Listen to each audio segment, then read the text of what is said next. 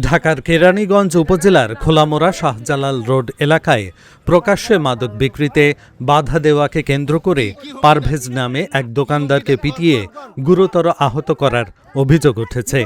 বর্তমানে তিনি Dhaka medical college হাসপাতালে চিকিৎসাধীন রয়েছেন বলে জানিয়েছে তার পরিবার।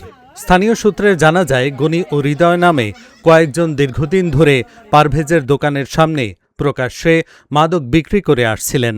গত সোমবার দুপুরে পারভেজ তাদের বাধা দিলে অভিযুক্তরা ক্ষিপ্ত হয়ে রড ও হাতুড়ি নিয়ে তার ওপর হামলা চালায়। এতে তিনি গুরুতর আহত হন।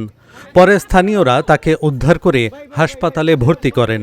পারভেজের পরিবারের দাবি, এলাকায় মাদক ব্যবসার প্রতিবাদ করায় পরিকল্পিতভাবে তার ওপর হামলা চালানো হয়েছে।